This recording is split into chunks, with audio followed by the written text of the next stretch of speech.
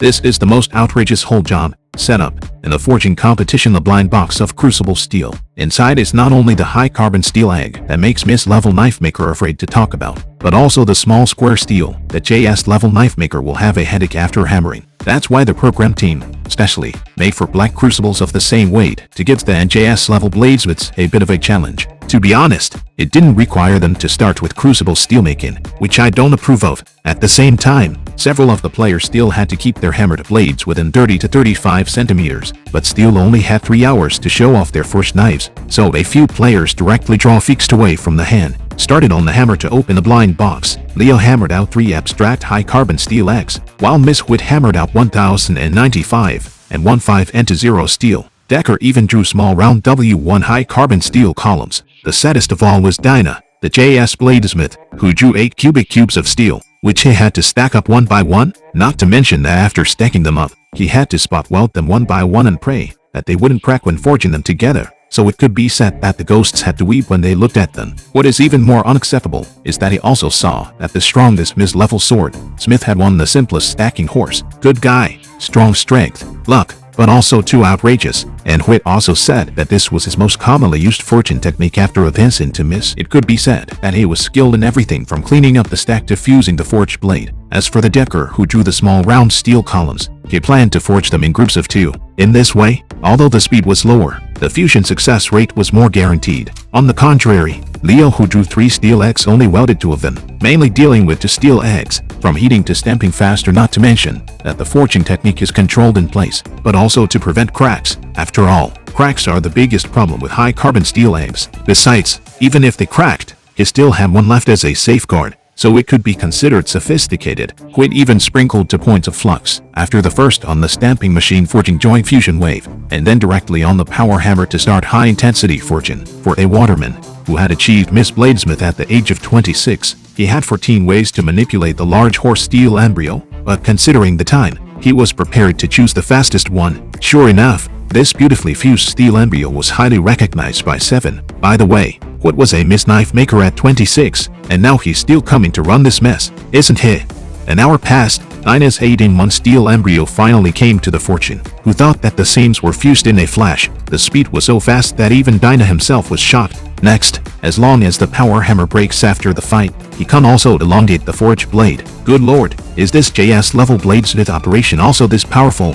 After all, the previous hammered steel blocks in unison were cracked and cracked and cracked, and Decker's W1 steel one forging connection was so victorious that when it was the turn of No. 2 on the field, the steel embryo cracked right into sesame candy. With little time at hand, he was going to try stretching the one forge first. If there is not enough material, then it will have to go home. After all, Leo, who was hammering to steel X next to him, had already finished forging the joint and started forging the knife. There was a small delamination, but in his opinion, the flux was enough to fix it for him. Even if the flux couldn't save him, he still had a skill to hammer the delaminated part into the heel of the knife, and the fused part into the tip of the knife. Once this idea was opened, Leo started to operate directly on the spot. On Dinah's side, he finished shaping the blade with a hand hammer, and started to put on the power hammer, ready to shape the root of the blade. You know, there's still more than an hour to go, and it's only then that he realizes that he's clashing with the 9 champions, which is an omen of great good fortune. In the last hour, Wood pulls out a handful of steel pipes, heats them up,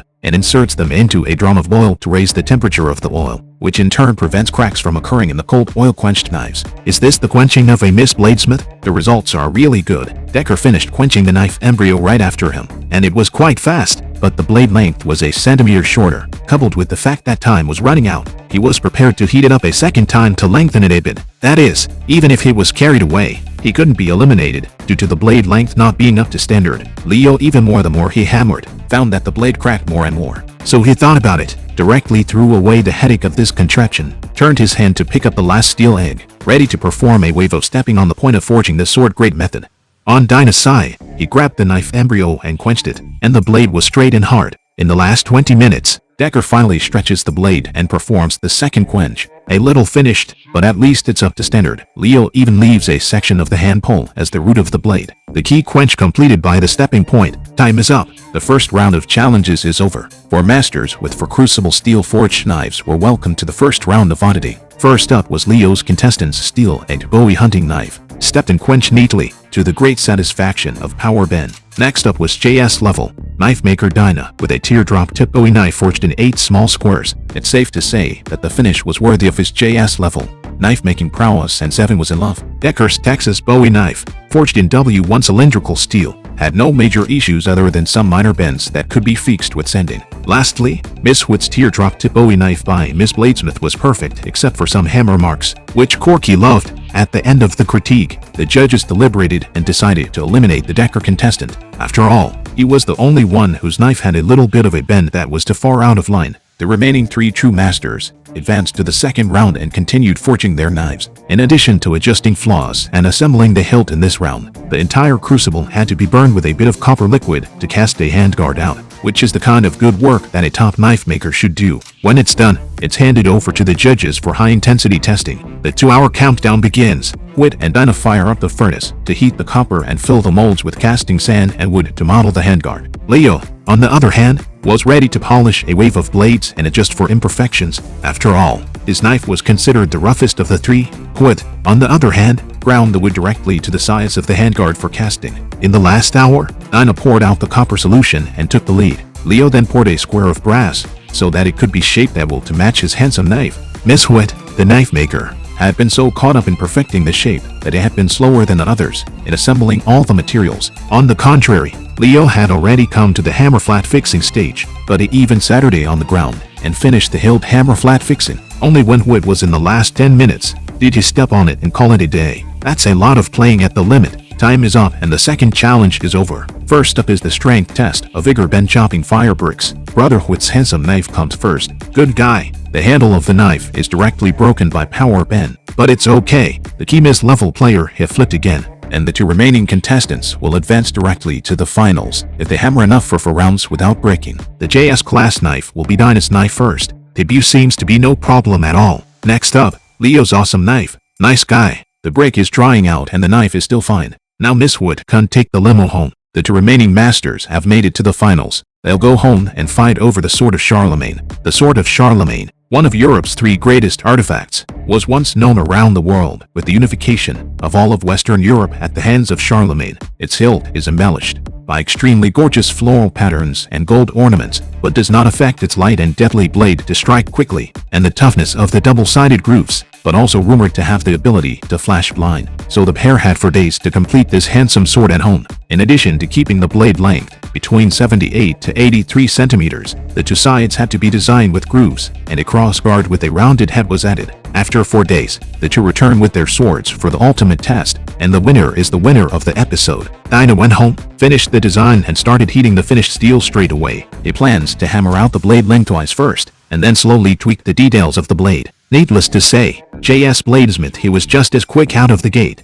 and after hammering out the blade that day, he started grinding the details as well. Leo burned a piece of finished steel and started hammering and shaping it. That said, both of them had a lot of equipment for forging swords, especially since he was still drilling back and forth with power hammers and hydraulic presses. Finally, he pulled out a wooden board to clamp the knife embryo in preparation for quenching. The next day, Dinah went straight to work straightening the large horse steel blanks in preparation for making the rounded heads of the guards. Good guy. In Dinah's eyes, the big horse is only worthy of making accessories. Even after the steel embryo was molded, he twisted it and finished the blade quenching before nightfall. The result was very good. Leo, on the other hand, pulled out the sword embryo that had been clamped for the whole night and directly carried out the quenching, and the blade was also very straight.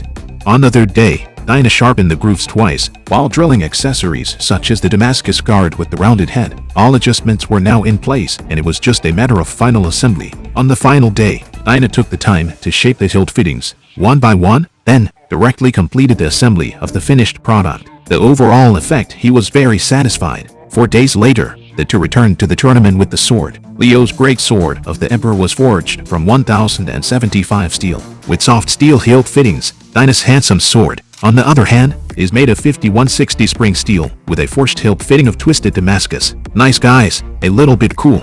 The 2 handsome swords will go through 3 rounds of testing. The first will be Seven's pig slashing test. Leo's sword is first. Leo's sword is very powerful. Cutting pig is a blade blast. Next is Dinah's sword. Dinah's sword is obviously sharper, especially the balance of the sword is the best. The second round was Corky's strength test for cutting armor. Leo's sword doesn't have any major problems. Dinah's sword structure is also stable. The final test is 7's sharpness on sandbags. Leo's sword is able to slash and feel. Dinah's sword is smooth and easy to cut. At the end of the 3 rounds of testing, after the judges' discussion, the winner of this period is Dinah. Leo's sword is a little less balanced, so he is eliminated. It's all about the details in this duel of masters. Congratulations to Dinah, HAS level bladesmith, on his $50,000.